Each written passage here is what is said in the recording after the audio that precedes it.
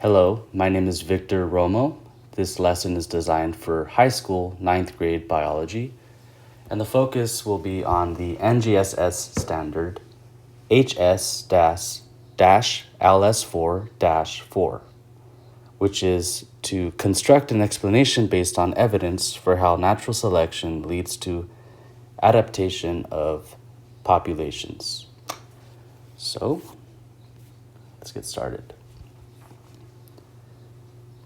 Hello, class. How's everybody doing today? That's great.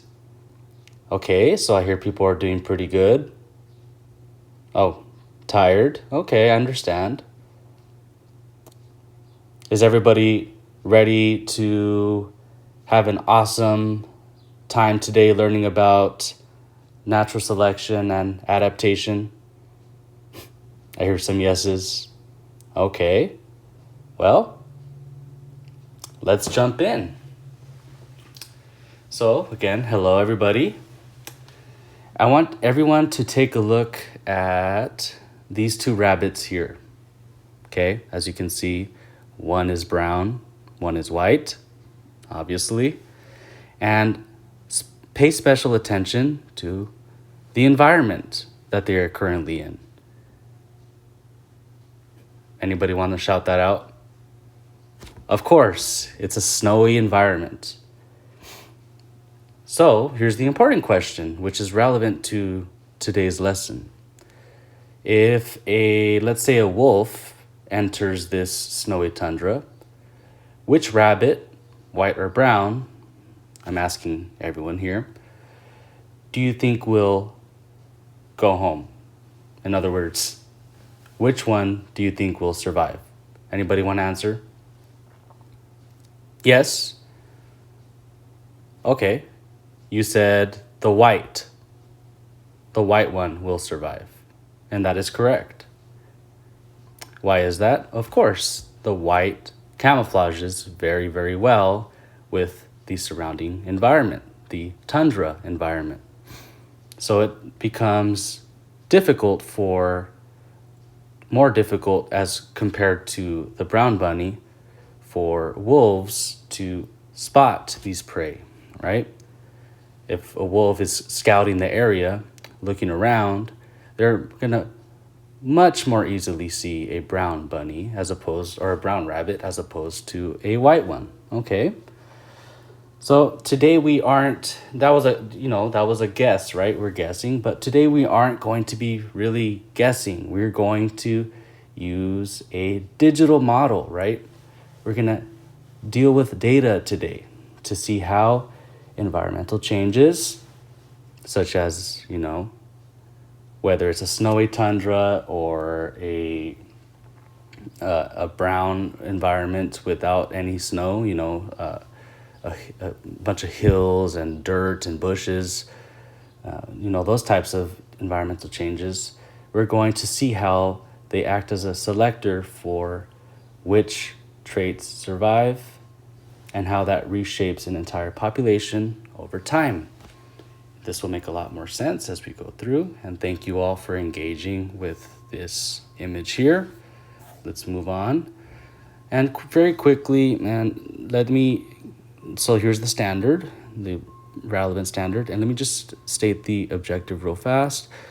By the end of this lesson, students will be able to use the PhET natural selection simulation to collect and analyze population data and construct a written explanation of how a specific change in the environment alters the frequency of a survival trait within a digital model by citing at least two pieces, very important for when you guys actually create your response at the very end of this lesson, two pieces of population data from their digital notebook to support their claim. Okay. So here is the digital notebook as shown here. And this is where you will be including your guys' data that you collect from the simulation.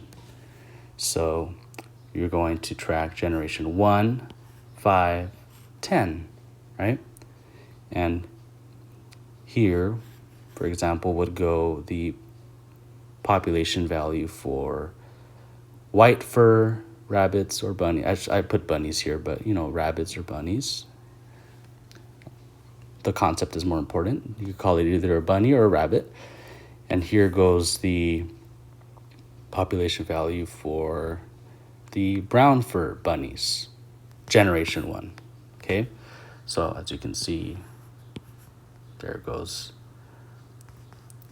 the generation 5 population value for white fur, and then generation 5 population value for brown fur.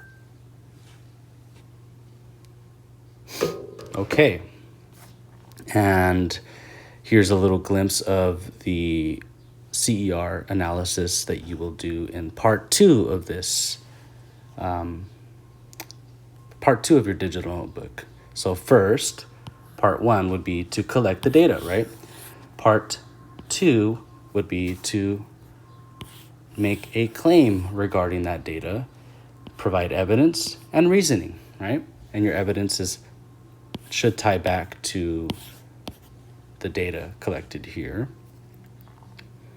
And the reasoning should, implement specific vocabulary words such as selective pressure, camouflage, fitness, so on and so forth. Okay, so let's actually open up our Google Classroom, and I want you all to find the link for the PhET simulation, so I can model that for you guys on how to, because you guys don't know how to use it yet, right? You guys are barely learning about this very useful digital tool, and I will quickly model that for everybody. So go ahead and look at that. Here it is. It looks a little complicated at first glimpse, but as I explain what's going on, it'll be a lot more clear. So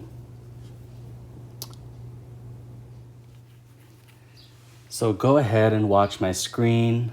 First, I'm going to show you all how to add mutations. So go and direct your attention to the box that's to the top right, where it says add mutations, and let's quickly figure out how to navigate this. So where it says dominant, just know that that's for brown fur, and where it says recessive, that's for white fur. So let's go ahead and add a brown fur mutation. Okay, and as you can see, I clicked on the left one because that's dominant. And so that's how you add mutations. And as you can see, as you move down, you can sort of change how the ears look. So you can add a mutation for ears. So see how the dominant ears would be the ones that are popped straight up, and the recessive would be the floppy. Okay, guys, I hope this is all making good sense so far.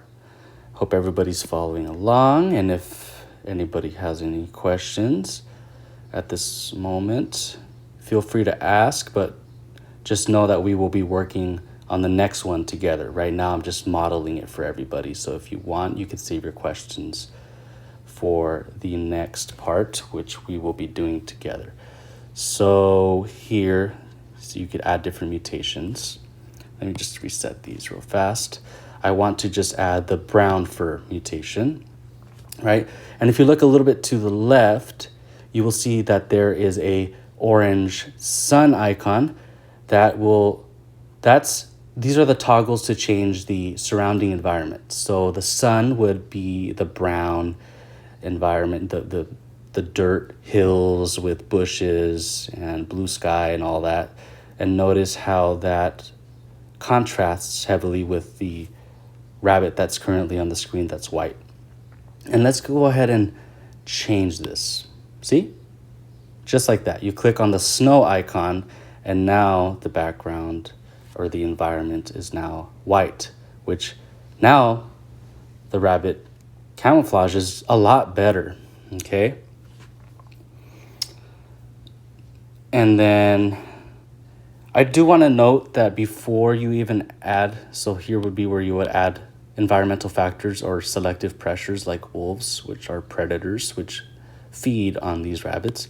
Before you do that, you do want to actually hit Atomate first and let it run for a generation or two to let the population level increase. Because if you add the predator too early, the predators will consume the rabbits really fast and they'll die out really, really fast. So you would want to wait a little, like a couple generations, like I said, before you add that.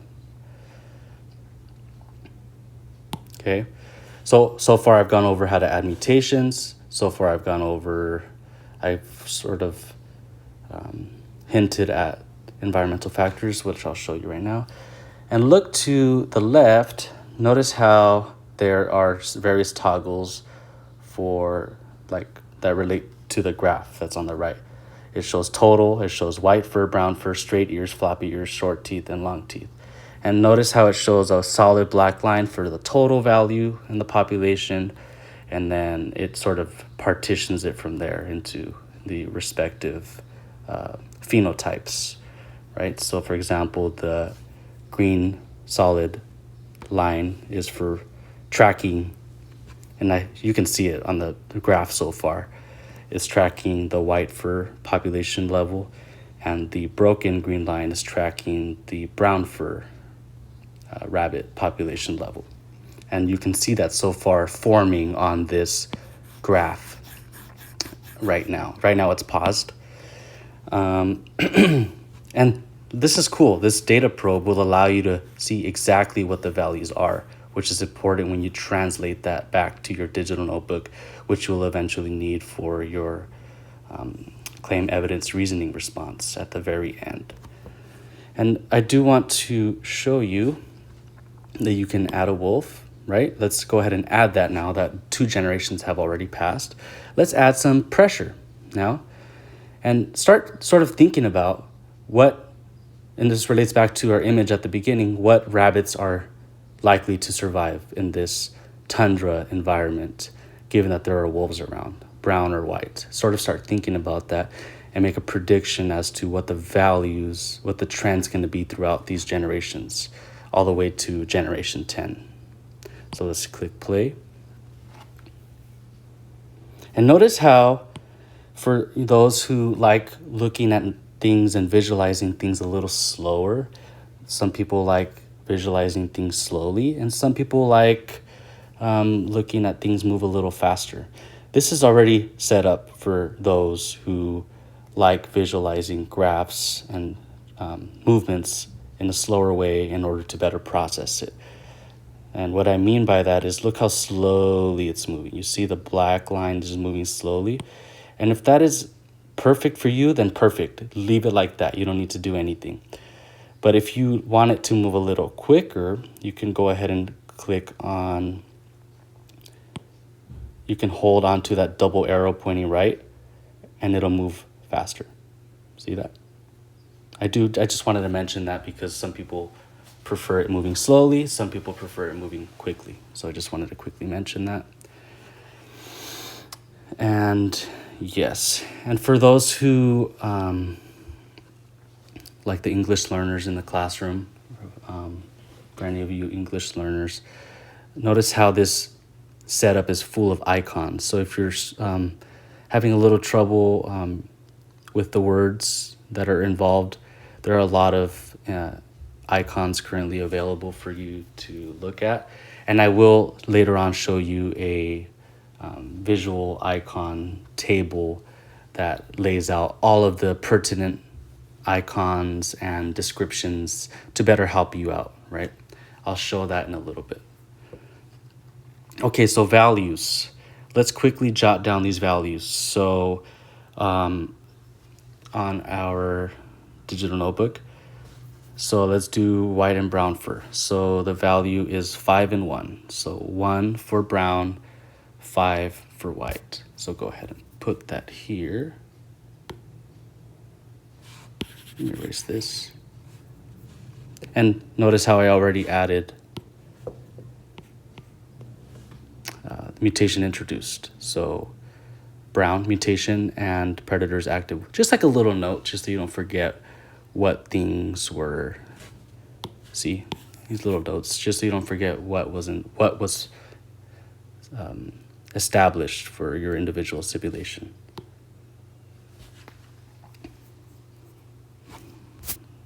So what was it again? It was 5 for white, 5 for white, and 1 for brown. So put that here. So far. Okay? And we will just do that throughout the other, generations. Let it play a little more. Speed it up. Okay? Pause. Look, now generation 5 would be 79 for white and 0 for brown. So now we're at 0 for brown. So 79 for white, 0 for brown, right? So you can already see the trend forming here. Let me speed it up all the way to generation 10 if we even get there. Notice how the white bunnies are taking over the world. When it becomes overcrowded like that's what will pop up on your screen, that they took over the world. So let's just do our best. The closest to generation 10 is 9 on this screen. So let's just put that. So 966 for white and 0 for brown.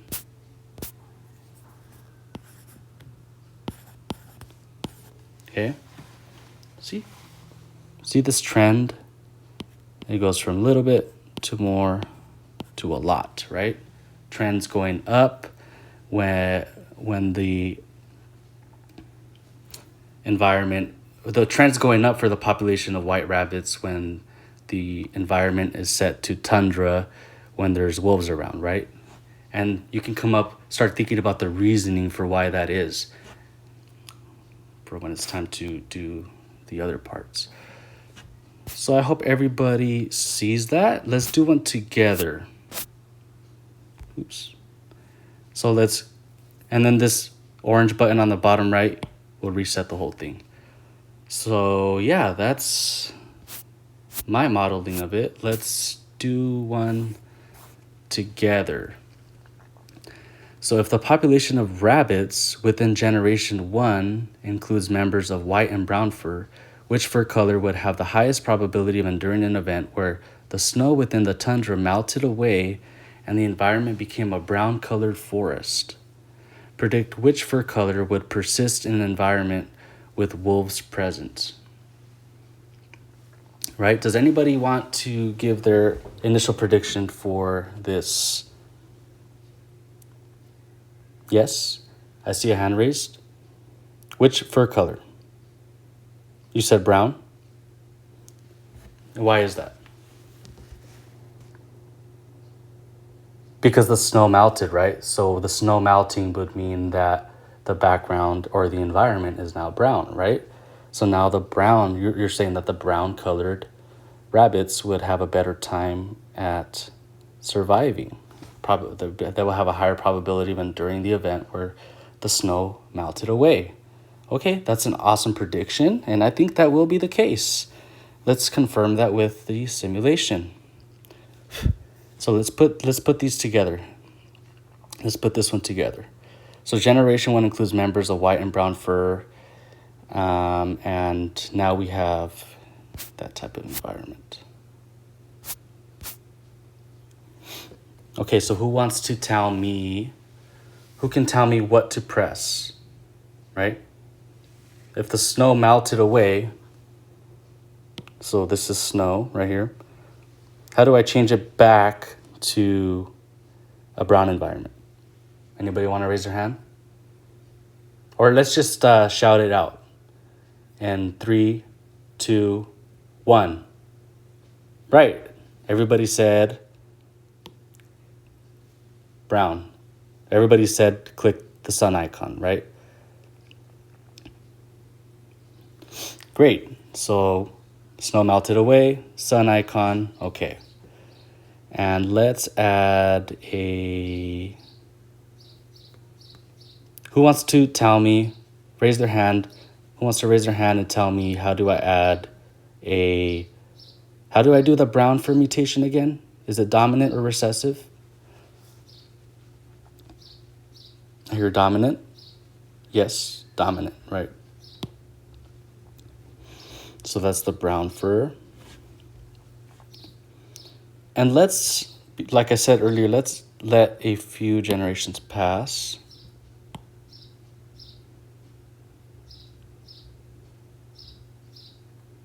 See, pause it. Then, because you want enough total amount of rabbits to be around before wolves are introduced, or else they would die out really fast. So let's do wolves, right? And the question was,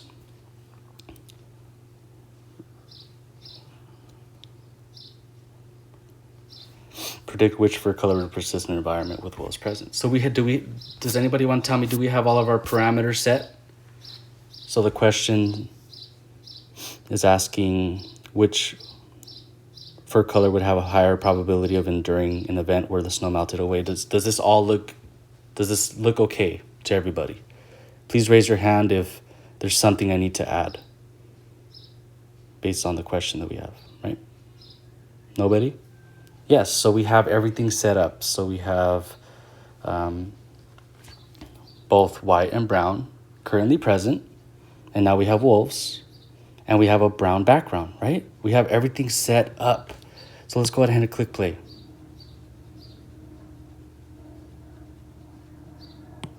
Oh, and I do want to mention, go ahead and look at your guys' Google. Sorry that I didn't mention this before I started the We Do part of this lesson. There are these formative checkpoints that you can find in Google Forms that you can open up and start answering as we're doing this part of our lesson, doing this together. Go ahead and start thinking about these questions and just quickly type in your response to these 3 questions. Identify the correlation between the set environmental variable. So, in this case, we're doing a brown background. So what's the correlation between the brown background or the brown environment and the survival trait involved? Okay, so the survival trait would be the brown fur, right? So go ahead and start looking at the graph and make that correlation. As the environment stays brown, how does that affect the level of brown fur rabbits or the population of brown fur rabbits? And have it overall interpretation of the population dynamics. Note if the trait's frequency is increasing or decreasing over time. And again, you could see that on the graph as it moves. You could see the graph moving up and up and up over the generations, or down and down and down. So what's the dynamic that's happening? And based on what you're noticing, make a prediction of the long-term shift in the population based on the trend identified within the generation. So simply what I want you guys to do with this is just practice looking at the graph, practice looking at the trends and the values, and answer these 3 checkpoint questions and submit it through the Google form. And here is that table I was talking about earlier for those who might have trouble with all the words involved in the simulation. There are icons to help you out. Sun, snow, rabbit, okay? I will put that back up in a bit. Okay, so let's let this play, and look, I'm gonna speed it up.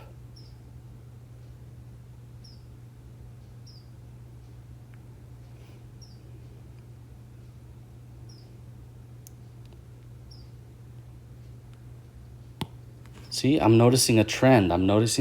Brown fur, which is the dotted green. Let's hit data probe. See? After generation 4, those are the values. Generation 5, those are the values. Generation 6, so on and so forth. You can see the values changing. So I can see that the brown fur bunnies are moving up in population or in number, and I can see that slowly any white rabbits that were around are becoming consumed to the point where they're becoming non-existent. Okay?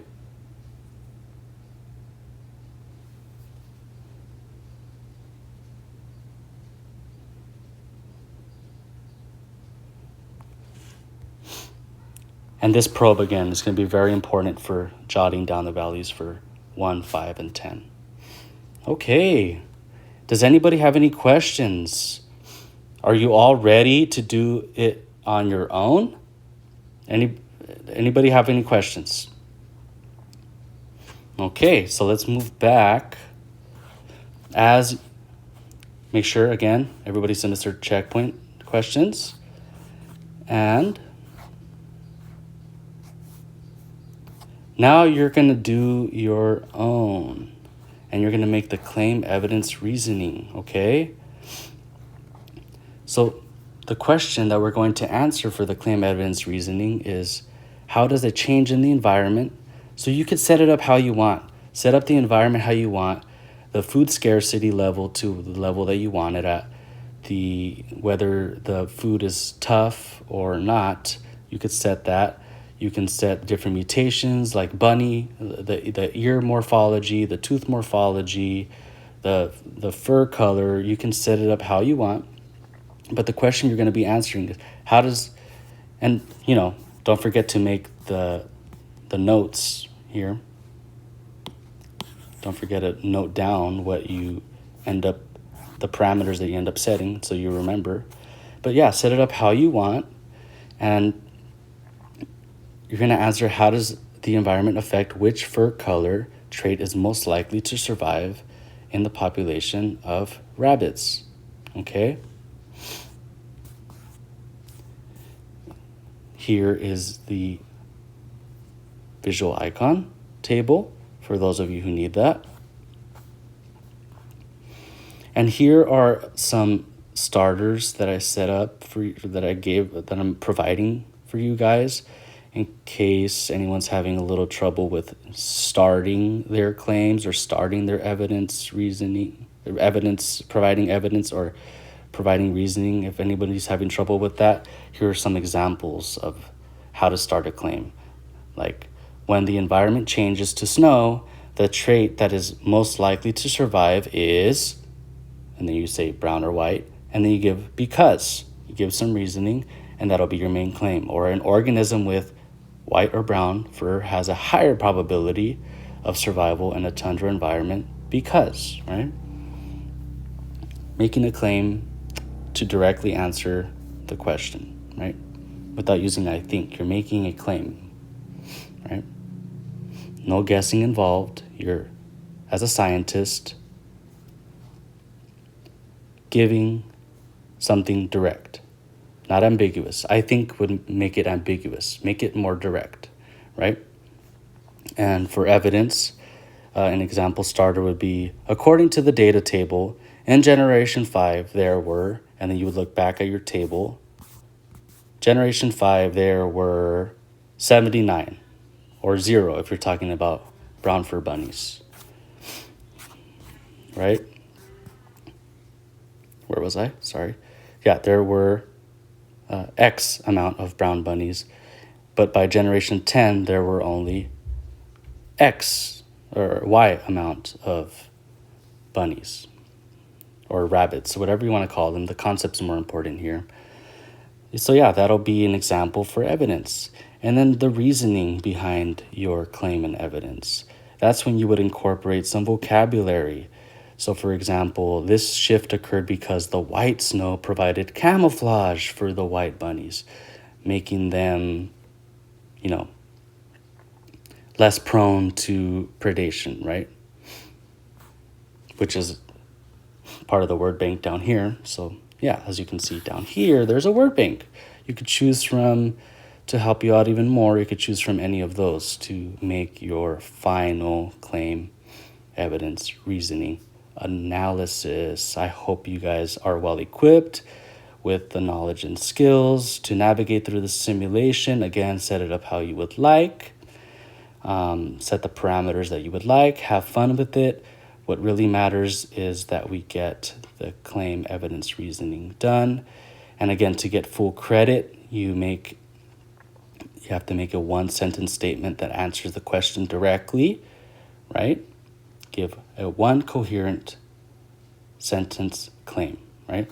And then the evidence, don't forget that according to our objective at the beginning, you need at least 2 pieces to get full credit, 2 pieces of evidence provided, right? And that should be pretty easy given how many pieces of evidence we're actually jotting down in our journal here. Shouldn't be very difficult, I don't think, to provide 2 pieces of evidence at least. And to get full credit on the reasoning, I want you to incorporate, at least 2 or 3 vocab words to explain to give reasoning to back up your claim and evidence, right? And don't forget, I will leave this up here as you guys work on your guys's final simulation and claim evidence reasoning. I will leave this up, and I will also leave this up for those who need it, right? Okay, leave this here. And you guys have the rest of the class to do this, and please feel free to ask questions if you need. And I'll be here. I'll be here ready to answer any questions. And again, everything's found in Google Classroom. You have your Google form that is your checkpoint questions, and you also have your Google Doc, which would be your journal, right?